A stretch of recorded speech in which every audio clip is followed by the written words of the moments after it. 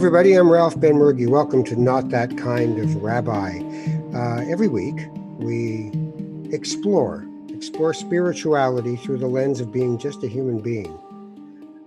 This is not a religious podcast, and then it's also not a non-religious podcast. I have no fear of the word religion. As a matter of fact, last week on the episode that we did with Mary Darling, who was one of the co-creators and producers of Little Mosque on the Prairie, a CBC Canadian hit. She was talking about being a Baha'i, and she has been a devout and proud Baha'i for most of her life. And it was so interesting that I went back and I've been rereading all the Baha'i writings that I'd read before and listening to podcasts and looking at they don't have very many podcasts, listening to YouTubes and watching them.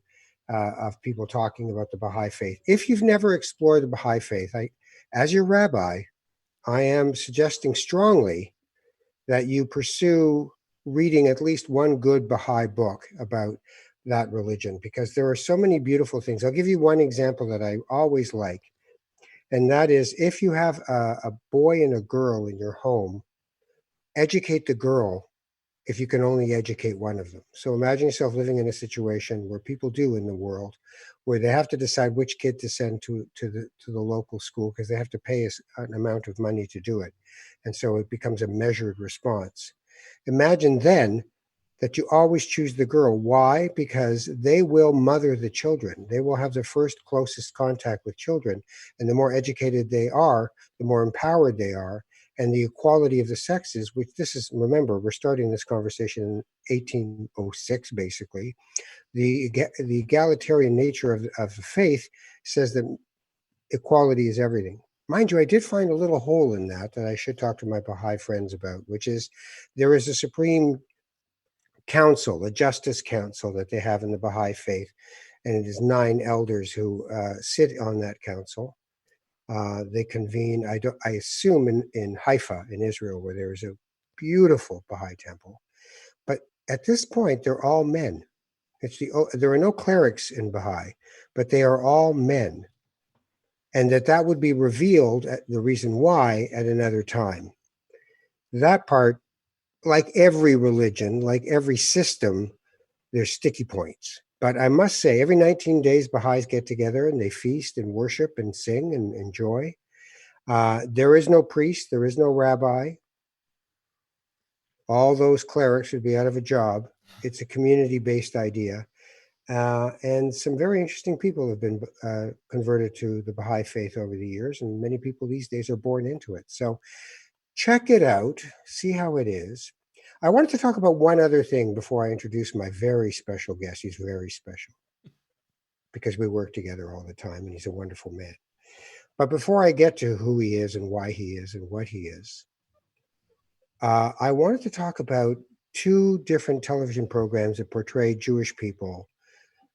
Both of them were on, I believe, Netflix. So one was, a lot of people were saying to me, you got to watch Unorthodox. Now, I'd read the book Unorthodox a few years back, the journey of a woman away from her Orthodox and, in her view, quite oppressive family structure and social structure in New York.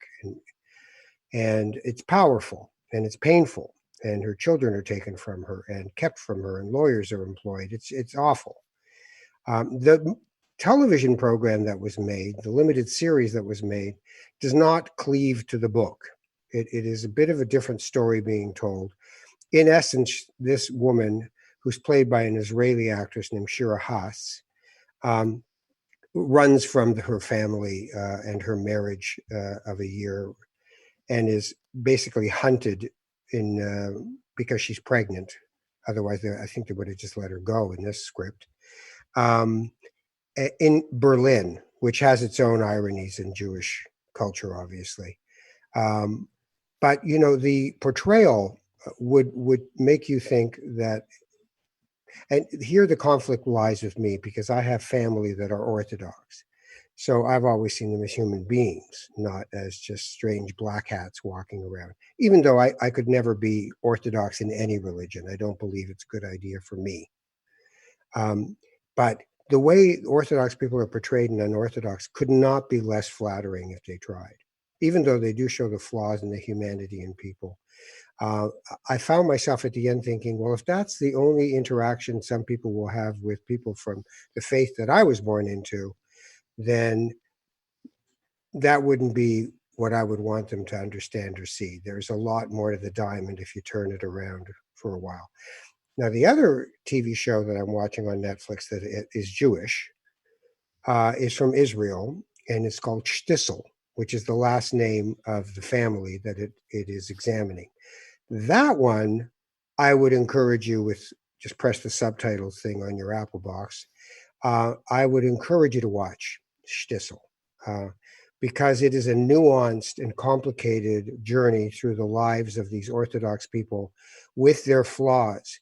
And the thing that I learned years ago when my wife and I went to New York, and we went on what we didn't realize was the busiest weekend in the year. It was in November, and it was the Christmas crazy shopping. So there were no hotel rooms. So we ended up in a bed and breakfast in Brooklyn in the Orthodox community.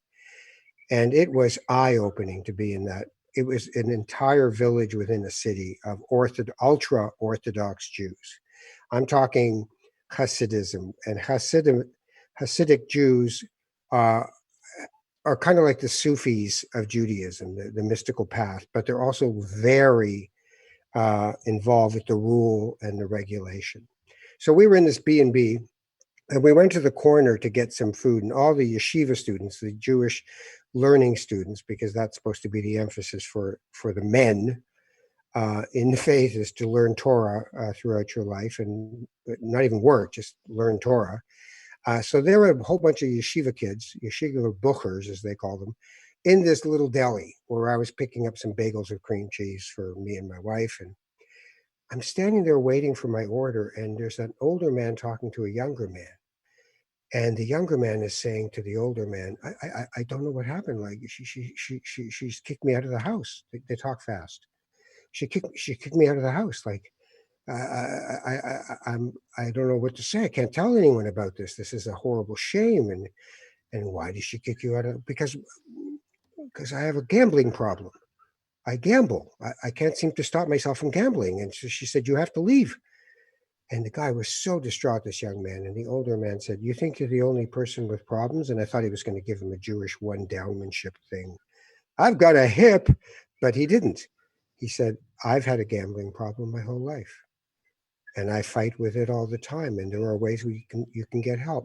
And I realized at that moment that any resentment I had towards people who claim to be Orthodox would be in the idea that they're claiming to be better than, that they're holy, that they're superior to me.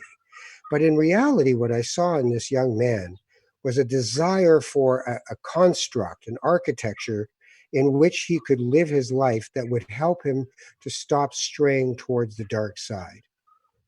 And that was for him what he really needed. So to return to Shtisel, watch Shtisel if you can. And I'd love to hear what you think about it. If you want to get in touch with me, just go to my Facebook page, Not That Kind of Rabbi, and give me some comments on those programs and on that whole idea of orthodoxy and non-orthodoxy in the religious context. So that's that. And next, Mississippi Queen. What was the name of that? Mountain, Mississippi. Yeah. So my guest on Not That Kind of Rabbi today, oddly enough, is the man who helps me put together Not That Kind of Rabbi. It occurred to me earlier this week, hey, I've never asked Mike about his spiritual biography. Why don't I do that? Doesn't appear to be a religious person in any way. And yet seems to be a kind and loving human being. So I thought, okay, this one's the Toronto Mike version of Not That Kind of Rabbi. Now, Mike has over 600? Yeah, we're at like 600. And this is episode, again, not to get in the weeds here, but I'm going to repurpose this wonderful Not That Kind of Rabbi audio as an episode of Toronto Mike to introduce some new people to your wonderful podcast. So this is episode 660. Wow, one more six and we would have been in trouble. We could have been in trouble. All right. So, Toronto Mike is the name of the podcast that Mike does. And this is not that kind of rabbi. Don't worry about the confusion. Michael, hello. Does your mother call you Michael when you're in trouble? Is that the only time you hear it? Pretty much, yeah. Or when I get like a CRA notice or something. Yeah. Isn't that frightening, that moment when you realize the CRA has sent you a letter? Oh yeah, yeah. Because now that I run my own business and I'm in a whole different. It used to be easy, like you had one employer and there was a T4 and a monkey can kind of put the taxes together. But now that there's real stuff going on, yeah, every time I get a letter from CRA, I have a moment of like, like this could be. What scary. did I do wrong this time? Right. Like, and then when I read them, they make even less sense. Is that a credit? Is that a debit? Do I owe them money? Do they owe me money? Can't they just do it in English, French, something? I don't get it. So let me ask you a few questions just to try to figure things out. If someone said to you, "Are you religious?" What would you say? I literally get asked that every time I go to the hospital. Like, so, I don't know if you know this, Ralph, but I broke my wrist. And they ask you that. I guess I went to St. Joe's, which is, I guess it's sort of Catholic affiliated, but not that you have to be Catholic to go there. But they asked me that question at the triage nurse station there. And I always answer, no religion. And how do you feel when you do that? I feel I'm being very honest with the triage nurse. I mean, I don't have any element. The most religion in my life is when I listen to Not That Kind of Rabbi. Like, this is sort of my church, if you will, because I do enjoy your thoughts and your perspective speaking with people of different, religious backgrounds and spiritual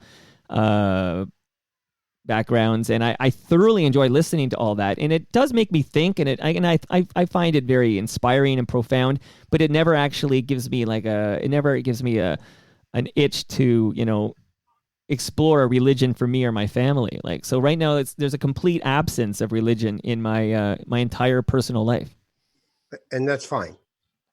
Well, I think it's my choosing. Like, I think I was raised with religion, and I went to schools that were Catholic schools, and yet that means you start collecting sacraments because it's ingrained in you. You got to get your first communion, and there's a confirmation, so you do all these things like you're collecting points or something. Like, it's like a McDonald's when you get your 10th coffee for free, like you so you start collecting, and then when I got married the first time, I was very young. I was 21, but I just 21. Yeah. So I got married the first time at 21, and I made a conscious adult decision to not invite God, if you will. So a justice of the peace did it at City Hall, and then even as a much older, more mature person, when I got married the second time, my wife Monica and I made the same decision. Like, we did it at the distillery district, and we did it without any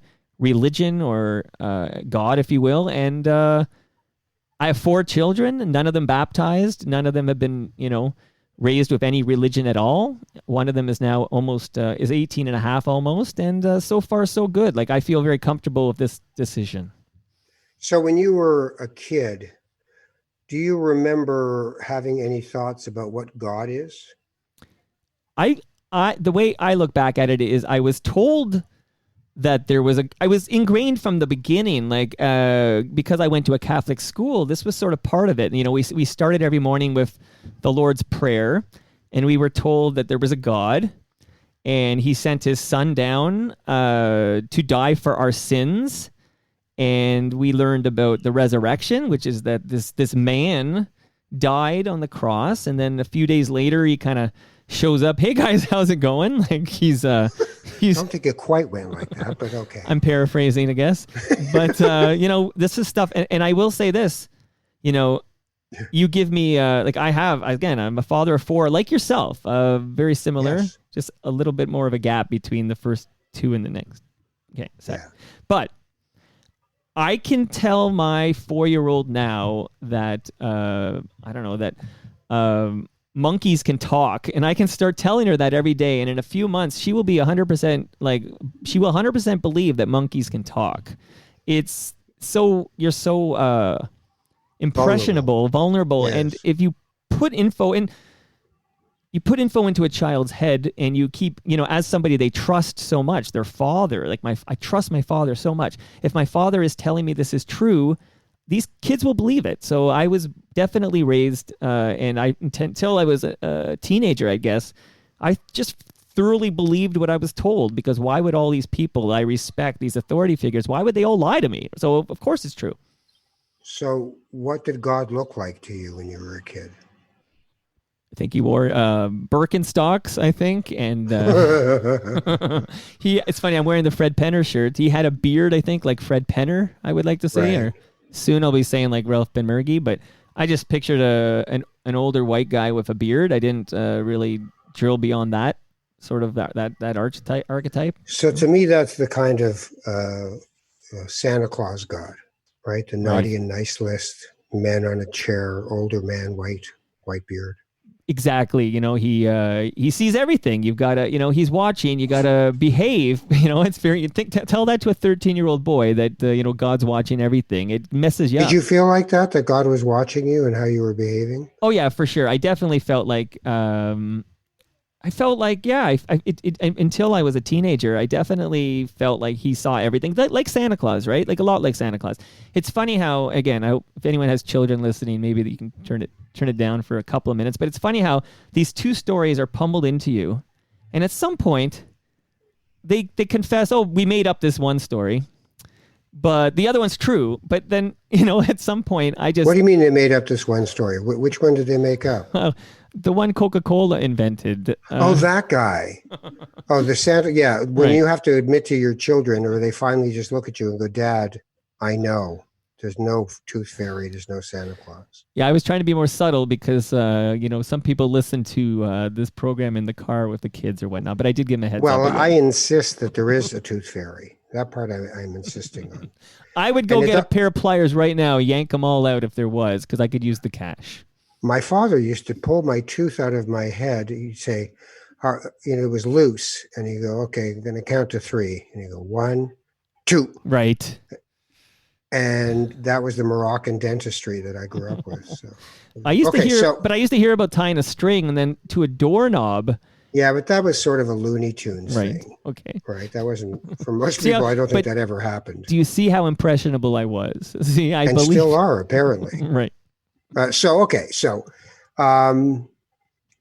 that doesn't sound atypical. That sounds very typical of people's upbringing, where they sort of get this pediatric version of religion as, straightforward, no metaphors, no poetry, just these are supposed to be the facts. And then, of course, when you get to adolescence, you ditch it. You just think that's just a load of crap. But even when I was ditching it as like a 15, 16-year-old, part of it I couldn't shake for a long time. Like, for example, I decided I was going to go to U of T after high school, and you have to choose a college at U of T. Did you go to U of T? No, I missed that one. Okay. I went to a bunch of them, but I didn't go to that one. Well, you have to affiliate yourself with a college, and I'm at the downtown campus, and I can't remember. There's like 5 or 7 of these things. I don't know. But, University College and Trinity, and one of them is St. Mike's College. Now, is that just because your name was the same? I had to choose a college, and I think maybe one, and it didn't matter, but one of the colleges was probably cheaper than St. Mike's, believe it or not, when I was paying, and I was working at a grocery store to pay this tuition. Long story short is, when I picked a college, I chose St. Mike's because I felt I had been to a Catholic primary school and I had been to a Catholic high school, and I thought, well, I should be affiliated with a Catholic college. Like, this is actually at a point where I don't really believe it anymore, but I still felt like I should do that. And then so I'm like 18, in Ontario, we used to have a grade 13. We called it OAC. My boy thinks that's ridiculous, but so we're about 18, I think. And I'm still it's still in me spilling out into places. It's still in you. Right. Where is it in you? It was in my brain from the, and again, No, but now Is it in you Oh, now? if it's in me now, it's well hidden because I mean now I'm in my mid 40s, and it's not a thought I ever have. Like I never have any thought about it because in my home and during COVID-19 times, your home is everything, by the way. That's the whole universe right now. But in my home, there's nothing. Like there's no crucifix on a wall. There's no mention of prayer. There's no there's not even a little fragment, a little thread of any kind of religion Do you have any anywhere. rituals in your house? Do you have any, or is it just Christmas is still the deal and Easter Christmas, maybe? well, Christmas for the two little ones are full believers in the Coca-Cola Santa Claus, Right. and and Easter comes and there's an Easter egg hunt, primarily by the two little ones again because they're all in, and yeah, other so that's That's it. like very secular, I'd say, yeah. So I have no judgment of these things. My wife is a humanist efficient. You know, we're both Jewish, but she's a humanist efficient and marries people without any mention of God. And what I think God is, I mean, if you want an interesting conversation, I did one of these with a bunch of kids who were 12 and they were getting pre-bar mitzvah classes. So somebody asked me to come in and talk with them from that synagogue. So I sat with them and I said, so what I want to ask you is, what do you think God is? And they had fantastic answers, but they were all different. And I think there's an assumption that we make that when somebody says God, we're talking about that Santa Claus God. So people don't want to talk about it. But the bigger questions, religion sometimes can help. So when it comes to dying, give me your thoughts on what death means in your life.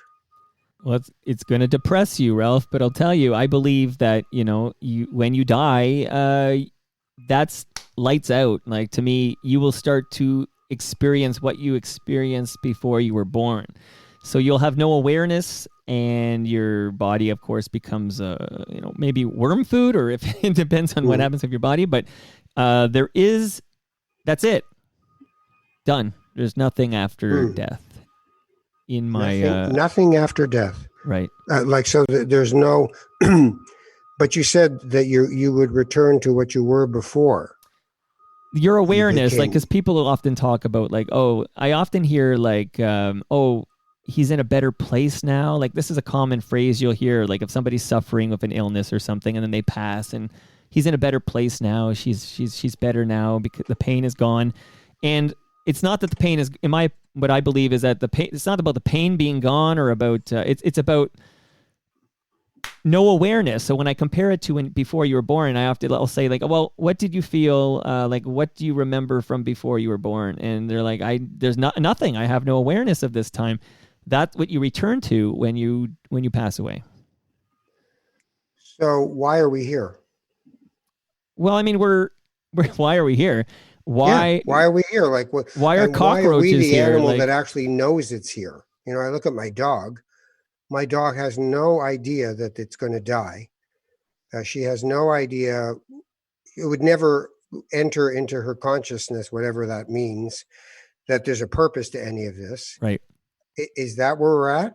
Like, No, this is there's a no purpose. It's just like do it and die. I think this is just a wonderful happenstance, like that. This, you know, perfect recipe, if you will, for the evolution to this point. Like we're animals, but you're right. We are unique in this on this planet in that we like you said, we have this a depth of consciousness that other animals on this planet lack. But I believe it's Right. just a through millions and millions of years of evolution, this perfect storm, you know, from a single-celled organism to you and I chatting via the internet today. Like, it's just a wonderful Is that recipe. just a coincidence? Yeah, Is that just, it's all random? I believe it's all. Yeah, I believe it's all random. Like it So happened. what gives, so then I return to the question, gives meaning to your life? What's the purpose of your life?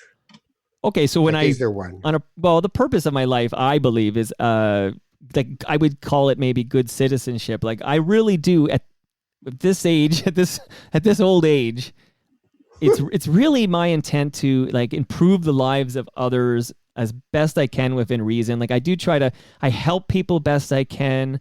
And I really am passionate about raising four children who do the same. Like I want them to respect Mother Earth. I want them to respect their fellow man and woman, and everyone, treat everyone the way they want to be treated, and be just, and I mean, if you have a conversation with my almost 16-year-old daughter or my 18-year-old son, I think very quickly you'd see that there's no religion in their lives either yet. They have chosen no religion yet, and probably because they were raised about religion, but they're sweethearts. I like to use that term. They're sweethearts, and that Right. they're very kind, very generous. They wouldn't hurt a fly, and really that's kind of what fills me with pride, is that doing my very best to raise four great citizens of this planet. Yeah, no, I totally hear you. There's Robert Buckman, who passed away, actually, a doctor, a major humanist in Canada. He wrote a really nice book,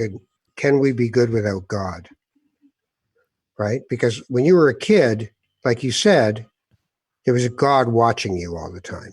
Right. And that helped to police your behavior. Bingo. Even though sometimes it just made you feel horrible, like you're 13 and you're, masturbating and you're thinking, this is the most awful, I should never do this is, and yet it's not, there's nothing awful about it at all. It's a perfectly normal thing to do. Right. So it didn't help some people. Right. But so the idea that you don't need God to be good, and what you're talking about are humanist principles, is every religion has the same crowning phrase: do unto others as you would have them do unto you. That's it. Like the golden rule. Yet I know, but it's almost impossible it seems for us to do it. Right? You really have to. So I'll give you an example. My cousin, my printer's going off. My cousin sells me a car, and he says, so here you go. And I said, well, I can give you half now, and I'll give you half in September. I've got a gig coming up in September. This is like 30 years ago. And I'll be able to give you this money. And he said, that's great. No problem. Here, you got to sign this. And I said, you're my cousin. What do you mean? And he said, he's Orthodox. Mm-hmm. And he said, that's the way it works. That's the law, is that so you never muck up your relationships with the people in your family with money. You make sure that you sign contracts together where you both know what you have to do and what you can't get away with. Because for all I know, in August, you might break your leg, God forbid, and you won't be able to do that gig and you won't get that money. So what am I supposed to do then? And I just thought that was interesting, because it was an architecture that he said he needed, that you're saying, I don't need that. And I believe you because I work with you, that you're because you're the kind of person who would say, I'm trying to be a good person. I'm not trying to get away with a life. I'm trying to build a life that my children could be proud of. And I'm very big on benefit of the doubt. Like, so yeah, if I'm not like I'm not a mat that you can wipe your feet on. Like if you screw me over once, I try not to let you screw me over twice. Well, but religion doesn't say you're supposed to let people run over you. Right. There's a lion's roar in the spiritual life of people. So let's talk about spirituality. If somebody said, are you a spiritual person? What would you say? I would need someone to define the term for me. Like I would like to think I'm a thoughtful person. Like I spend a lot of time, I go on these bike rides every day, and I spend a lot of that time thinking about things. So I like to, sometimes there's superficial things like, I think this song is really about that or something, and I'll like kind of break down a song in my head and stuff. But, sometimes it's deep. Like lately, for example, I've been thinking a lot about Black Lives Matter and the movement that's really come to the forefront in the news as we record this. Like, so I've been thinking a lot about that. So I'm definitely not I don't think I'm a surface guy. Like I deep think, and I'm not I ask my kids, like I will cry when certain thoughts or emotions get to me. I've cried on my podcast when certain subject matters struck a certain nerve or chord. So maybe you define spirituality for me and I can answer it better. I'm not too sure. It sounds like you're talking about sensitivity, and inquiry. That you want to understand things and that you're a sensitive person. But do you feel that you are ever in contact with, in a relationship? Spirituality for me is about relationship to yourself, to others and to the planet and to the cosmos, right? Right. So do you ever feel like some people will go for a bike ride or a walk and they will feel that they are kind of in touch with something greater than themselves? Do you ever feel that? I do, like, I love being out in nature, and I enjoy, getting away from the busy Toronto streets and trying to find some, like, in the ravine system or something, and kind of surround myself with green space, and where I can hear birds, and sometimes a rabbit will cross my path, or hopefully not a coyote, but you never know what's out there these days. But or deer if I'm really lucky. At Parklawn Cemetery, you can see a lot of deer at this time of year. So I do like nature, and I like camping. I like to unplug for a period of time and camp with my kids. And does that make me spiritual, Ralph? I don't know. I mean, I'm asking. I don't Does you know. do you feel yourself connected to something greater than yourself? And it sounds like you're telling me you feel connected to nature, I like which is nature a lot. greater than you, Right. right? Okay. I mean, you can live in an urban setting, never get on a bicycle, never take a walk on a path in a ravine, Right. and just keep walking the sidewalks until it's over, right? Get Yes, in the you car, could. get out of the car. Right. And that's the other thing. I've as I get older, my and it helps that I no longer need to. It's been, I guess, 9 years since I had to commute to an office, but I can't imagine going back, because I can't imagine having to sit in a car for any period of time on a regular basis. Like, my car, I like it to, I try to avoid the car at all costs. That's why I bike everywhere I can, and even with the kids, the young ones, who might not be able to bike to this 10 kilometers to this thing we need to go to, I throw them in a trailer and I'll try to bike it. So does that make me spiritual? You're my rabbi, not that kind of rabbi, though. I want to point out you're a rabbi, but not a rabbi, if that confuses Yeah, things. look, I mean, I hope you don't think I'm sitting here thinking, judging you and thinking, you know what, you're not spiritual enough, you're not religious enough, you should try a little harder. Like, I have no judgment of any of that. I give the benefit of the doubt to myself in believing that if a person is attempting to be a good human being, Hmm. and religion was kind of the roadmap for a lot of people, for thou shalt not kill, thou shalt not steal, thou shalt not covet thy neighbor's partner. There are Mosaic laws, as it were, that we take for granted that we live by. But the wrong reason, to me, that's like, that goes back to the whole, like, God's watching, so be good, as opposed to where I'm at today, which is be good because A, it feels good to be good, and B, you want people to be good to you, and so be good to others. Like, so I know that kind of sounds like the golden rule there, maybe it is, but it's, It to is, me, a but the much better karma. reason. Like, Okay, so it's much better than doing it out of fear. It's almost like you're doing it out of of course, respect versus fear. To me, it's a so some people would say karma is the issue. They don't like to say God. They don't think that there's a God. Some people believe that there is a God that judges and punishes and rewards. I'm not one of those guys. I have absolutely no interest in that transactional piece. I do understand that different religions have evolved at different times. The Baha'is talk about this, that there was a certain social order, and this was to bring order to those societies. So when Muhammad, blessed be his name, was the prophet, in the 700s, the society in which he had found himself was rife with violence and war and total chaos going on. When Abraham came on the scene, child sacrifice was normal, de rigueur. So you had to say things that to us seem obvious and brutal. And these days, you have to wonder, where's our moral compass in a society where um, you have an idiot king in the United States who is literally walking around with a Bible he's never read, getting people to tear gas and attack so that he can walk across the street for his photo op, with no sense of moral obligation to the people he's speaking to. So if we lose our moral compass, where do we go?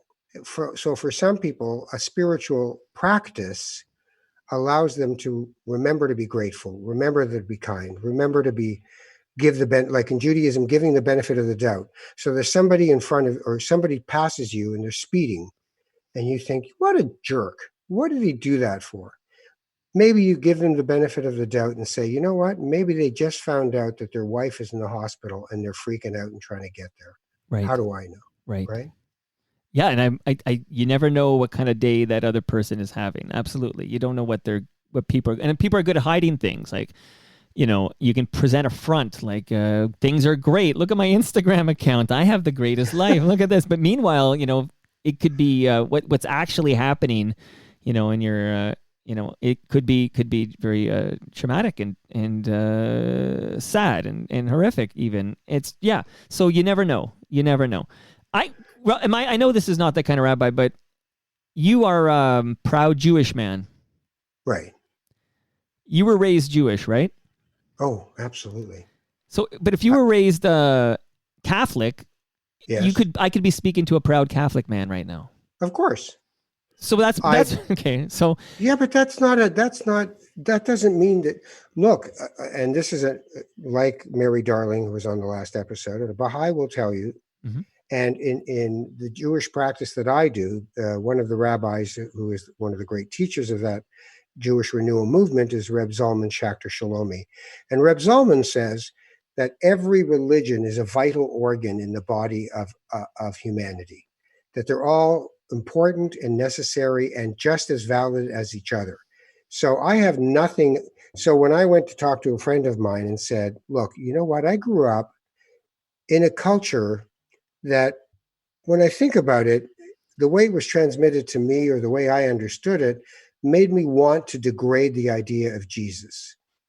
That, come on, he was a Jew, he was a rabbi. I mean, come, the Son of God. Let's not get crazy here, right? Right. And I realized I still had that in my DNA.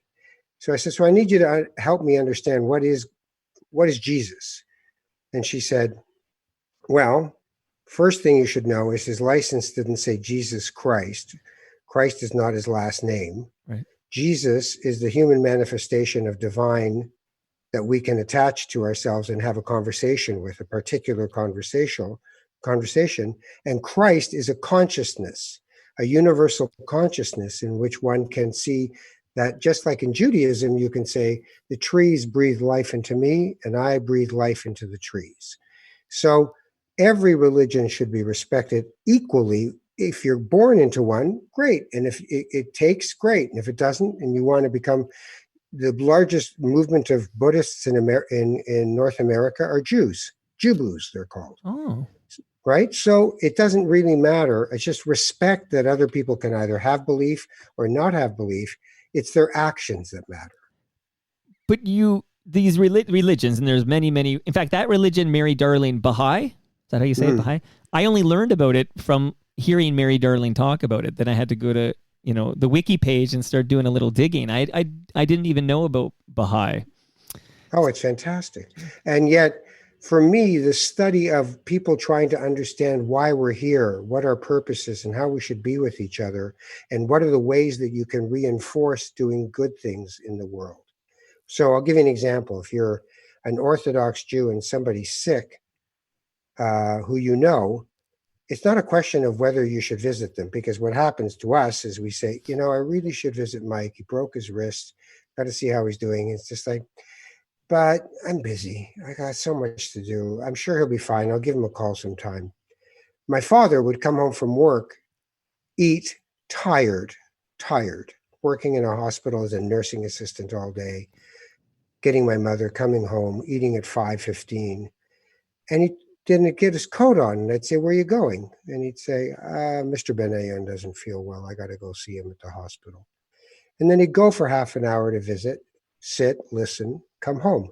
Why? Because he was religiously obligated to do it, not because he made a choice on his own. So that's, for some people, why they need that. So even hearing you talk about these different religions, Tara Sloan was on talking about Buddhism, and Michael Korn was on. He's now practicing Anglican, right? He's been through a few different religions, I saw. Well, his father was Jewish. He became a devout Catholic, and then decided wrong road.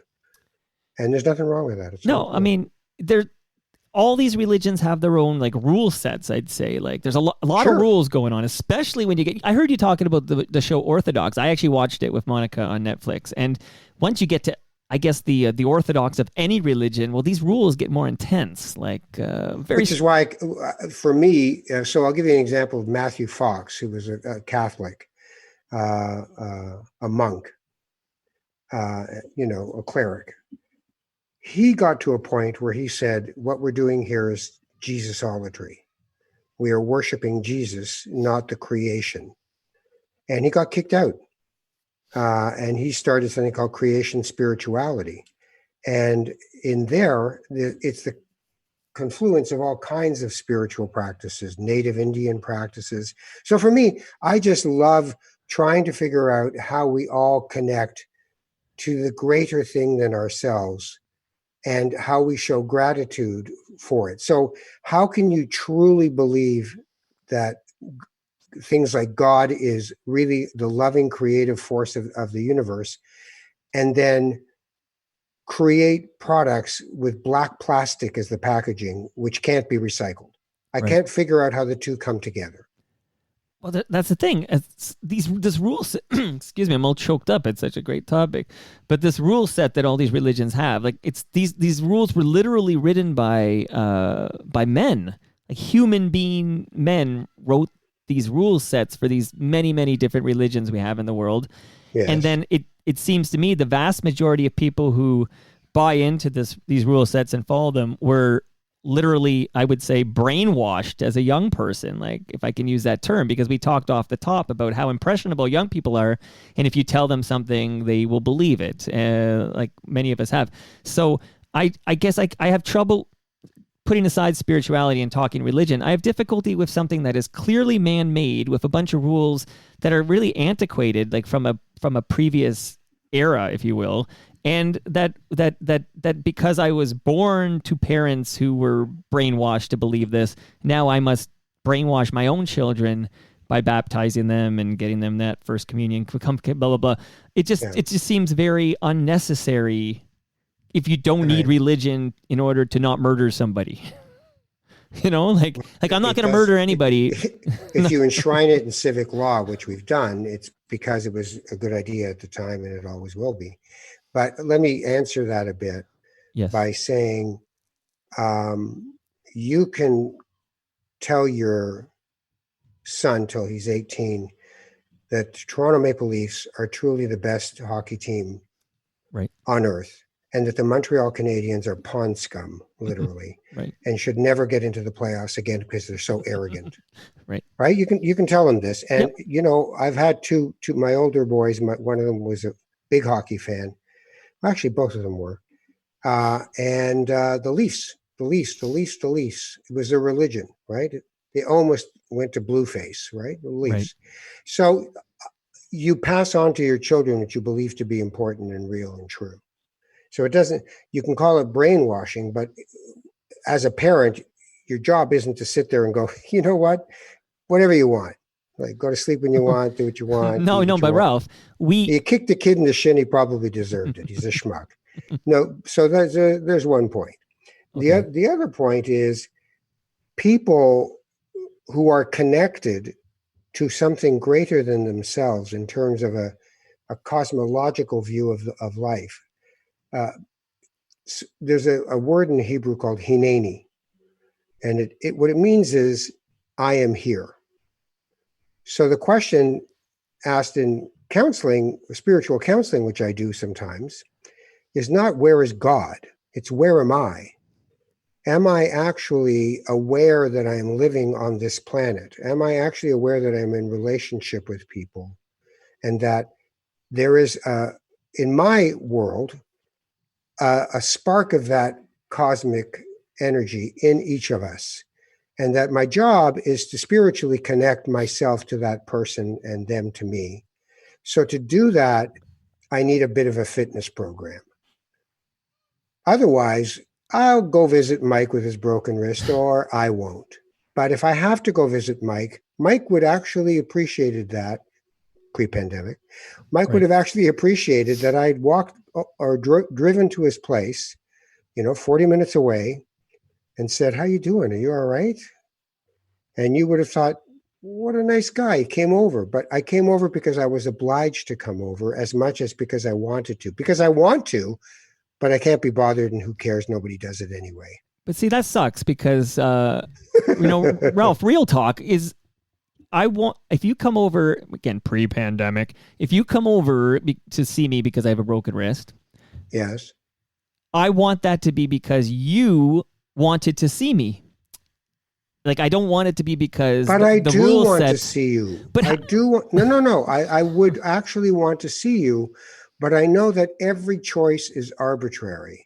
Mm-hmm. And what we have grown up in is a highly individualistic and highly rational society. So two things come into play. One is the joke I always do with you, which is don't tell me what to do. Right. Right? The other one is prove it to me. I want fact. If there's going to be this God talk, show me God. And the answer often is show me love. Can you show me love? Like, can you show me that thing that you looked for and you found and then you lost and then you looked for and you found and then you lost? You think those are equivalent though? Because one is one is an emotion, sort of like anger or happiness, right? And the other is an actual presence, some kind of a love is you can't truly bottle it, keep it, know it. It is changing throughout your life. And God is not a guy.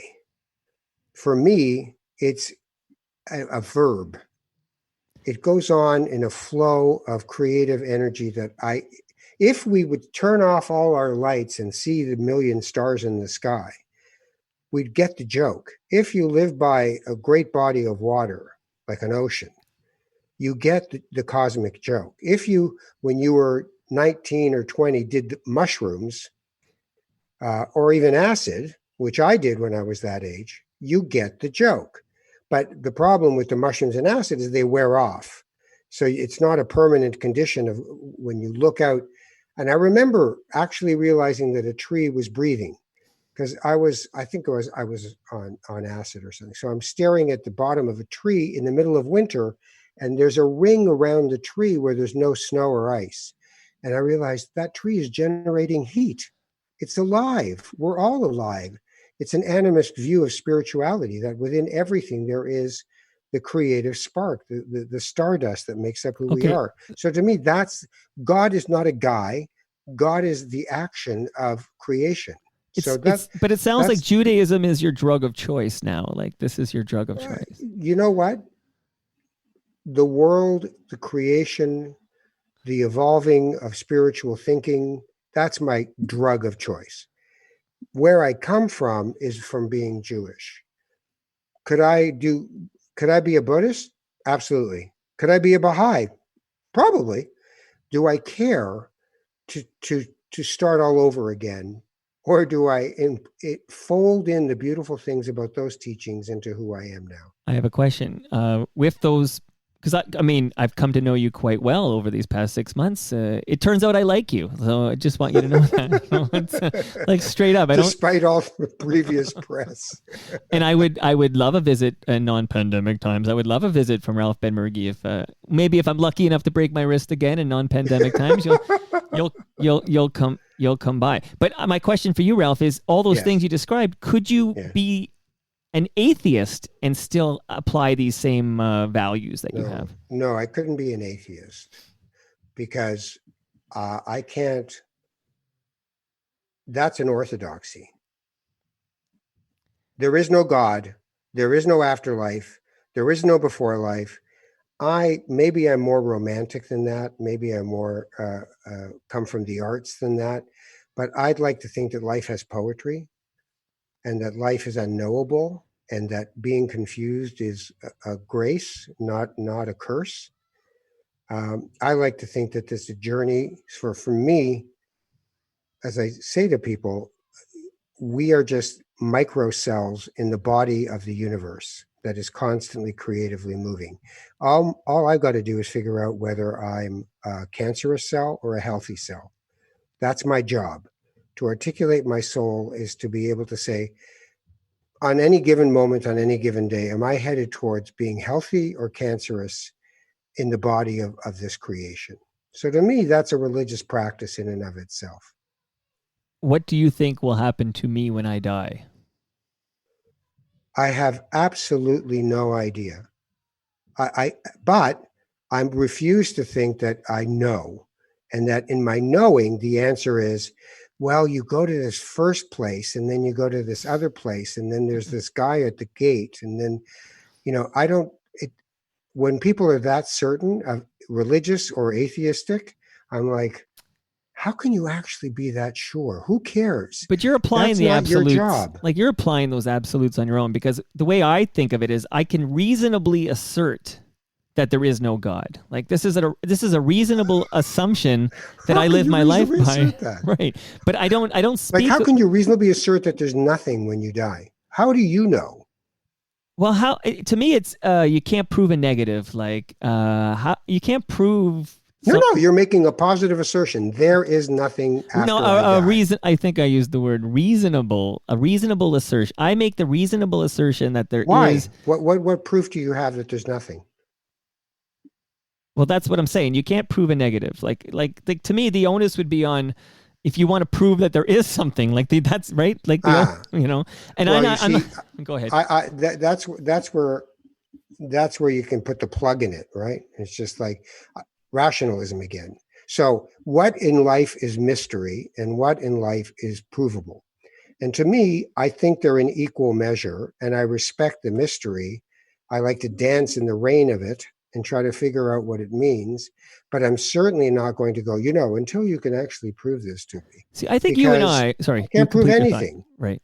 But I believe the way I look at it now that I've got to know you so well, and again, I'm the guy when you're booked on Humble and Fred show, I write the notes and I send in Ralph Benmergui is a national treasure, and he is Canada's spiritual guide. These are things I write and submit to Humble Let and me Fred. look inside your soul, my friend. But Look, I think we all need a spiritual life of some kind. I don't think it's enough to have a material life. That's what I think.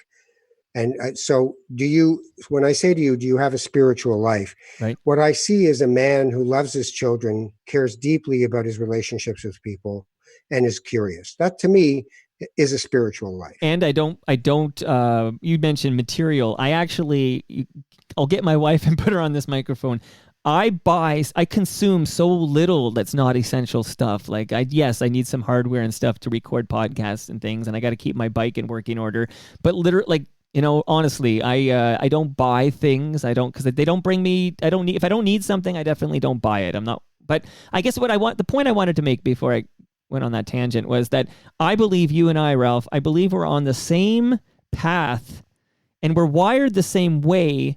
You've chosen to cloak yourself in an organized religion, and I'm kind of going rogue, and I'm gonna do it myself, if you will. And that's the only difference I see. I would remove it from that. I would say that we're seekers. We're both seeking a meaningful life, right? So to me, purpose matters. If it's just pay the bills, buy stuff, get pissed off that the other guy got something better than you got, then I feel sad.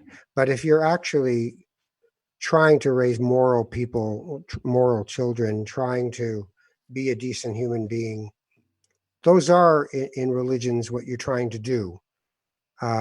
There's architecture and scaffolding for people who feel that they would enjoy that journey.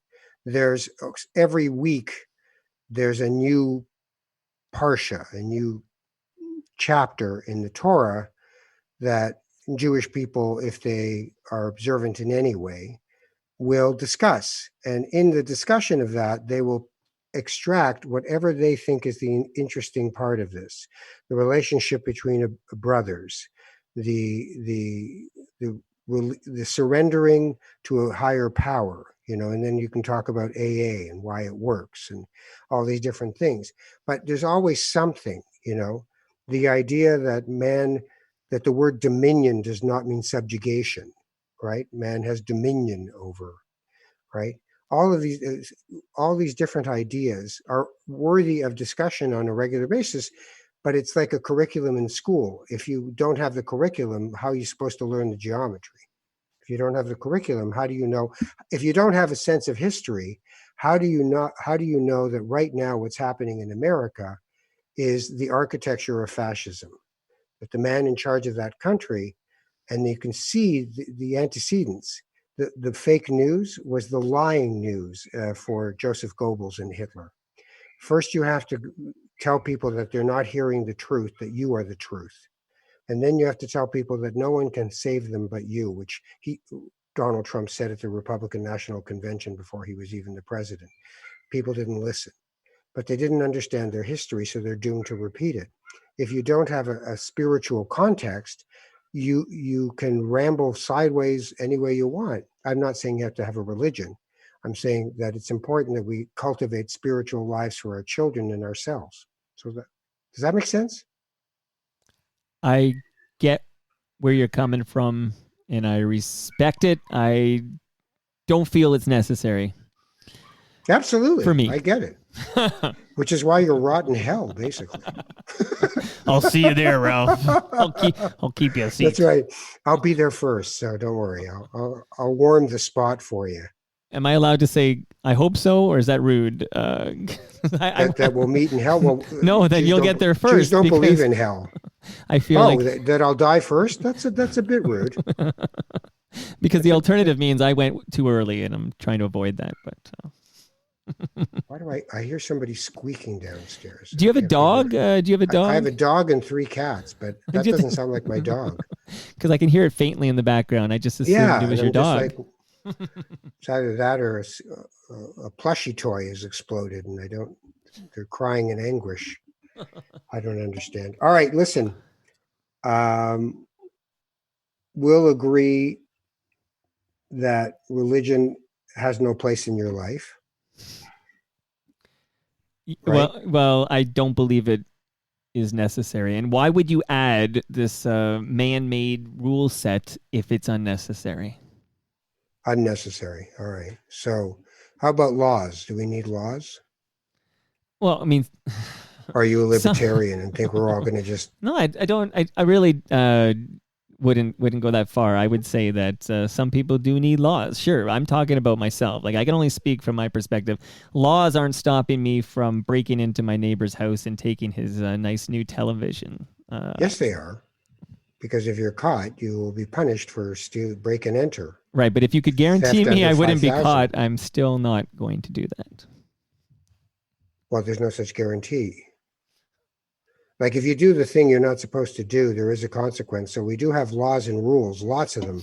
A red light's supposed to be a red light. Sure, but we know they're man-made. And my point is... Well, of course they're man-made. We're doing it to protect ourselves collectively. So again, I know this would require another... I know Not That Kind of Rabbi is not a 3-hour program like Toronto Mike, but I was gonna say, but I guess if all these, how many hundreds of different religions there are, if they're all on these rule sets made by man, like who are you to say that these rule sets were divinely presented from a higher power, a god, if you will? Like, it just seems to me like, what is the difference between an organized religion and, I don't know, the Branch Davidians or some cult that is emerging from some... Well, what's the difference between being a casual hockey fan and literally punching somebody in the face outside of the Air Canada Centre because they're a Habs fan? Right. Okay. Some people do take that too seriously. But again, when you did your comparison... And some people take religion too far or pervert it.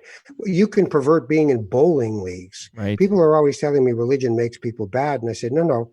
We have this part of us that is clannish, is fearful, is negative, and we really have to be careful about it. And wouldn't it be cleaner to just wash your hands of all of this, pardon my French here, all this nonsense, and just do the right thing and live a full life, that helping others best you can, and try to raise children to be Can you do both? Can you be either religious or non-religious? Well, that's actually there was a period of time in angrier younger years where I felt like religious people were kind of like sheep, and I would thought down upon people who were truly believed in their religion, like what is wrong with you? And I guess as I age, that's gone now. Like the judgment on those who do, like yourself, I have no judgment on you for practicing, following these rules from your religion and believing in it so You're wholeheartedly. really hung up on the rules thing. Well, isn't that everything? Like, can you go enjoy a BLT what about sandwich congregation, right now community building, service to others? Yeah. Like, I mean, no, but you keep going back to the fact that a bunch of guys made up these rules. Why should I follow them? And I'm thinking, wait a minute, a bunch of guys made up a bunch of rules that you are following. You ride a bike every day. If people didn't, at least some of them, follow the rules, you'd be dead by now. Right? Right. So the rules are to help us not crash into each other and mediate problem solving. Sure, but so many different religions in the world, right? Like everybody in Toronto has the same bylaws, traffic bylaws. Well, singing in a choir is singing in a choir. If you're doing it as a Gregorian chant or the Handel's Messiah or Kol Nidre in Yom Kippur, it doesn't matter. It's that bringing people together and sharing in a moral code, but also in a community life that says, we will recognize you when you're married. We will recognize you when you pass into adulthood. We will recognize you when you die. That these are markers that help people to actually bring more meaning to their lives. They're not just rules. I hear you, Rabbi. All stuff I think about on my bike rides. All very interesting, thought-provoking stuff. Well, I thank you for being my guest, even though you're my producer. So I appreciate that. Was I supposed to record this? I can't remember. I thought we were just... we could do it all again. I'm sure we'll remember every single word and cherish it. There's no doubt about it. My guest is Toronto Mic'd, and he has... How do people get in touch with you? Well, Ralph, I'm not Toronto Mic'd. I'm Toronto Mike. My podcast is Toronto Mic'd. Well, that's what I meant. Okay. Your show's called Toronto Mic'd. How do people get in touch with Toronto Mic'd? I'm on Twitter at Toronto Mike. You can write Mike at torontomike.com.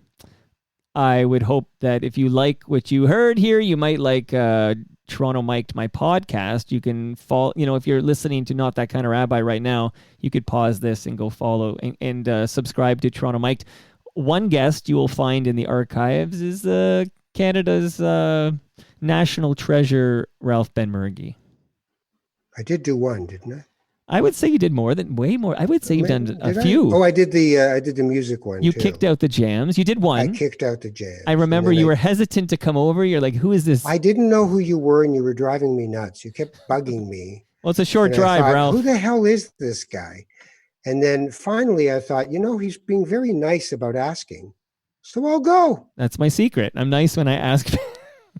I kill you. Manipulative. Is that what you're telling me? No, persistent but kind. Those are the secrets of landing a great guest like Ralph Benmergui. I'm just a nudge. I thank you for your kindness and your tolerance in having me grill you on your spiritual life. I really do appreciate it. I am indeed Ralph Benmergui, and this is Not That Kind of Rabbi. And please, if you're interested and enjoy it, I just heard from a friend in Philadelphia yesterday who said, listen to every episode so far. I'm loving it. So it's excellent. You can subscribe. Well, I'm enjoying it. I have to tell you, my first wife got in touch with me. We're still good friends. And she said, this is your sweet spot. You found the place to be. So I'm very happy for that. So Not That Kind of Rabbi, you can subscribe. It's on every podcatcher out there. So you just type in Not That Kind of Rabbi and you'll find it. And you can get in touch with me at Ralph Benmergui on Twitter. And the Facebook page is Not That Kind of Rabbi. Do you want a fun fact before you say goodbye to everybody? Yes, I do. Okay. So this is an episode of Not That Kind of Rabbi with Ralph Benmergui, but I'm going to take this audio and put it into the Toronto Mic'd feed, so Toronto Mic'd subscribers will hear this as an episode of Toronto Mic'd. But this is not the first time a guest of Not That Kind of Rabbi has done that. Can you name the previous guest of Not That Kind of Rabbi who also repurposed your audio and put it in as an episode of, I'll give you a clue, his podcast? Are you ready? Is it for me to answer? You're the only one whose voice I can hear. I don't have the voice of God in my head. Well, yes, you do. Bob Rae, former Premier of Ontario, former interim leader of the Liberal Party of Canada, the man who introduced the motion that brought down the Joe Clark government, and a mensch. Correctamundo. Correctamundo. Well, thank you, sir, and I appreciate the time you spent with me, as I appreciate the time the listener and viewer, in some cases, has spent with us. take care of each other, and we'll see you again. I think my next episode is going to be with Sarah Sleen. So Not That Kind of Rabbi will be back in about a week. Bye.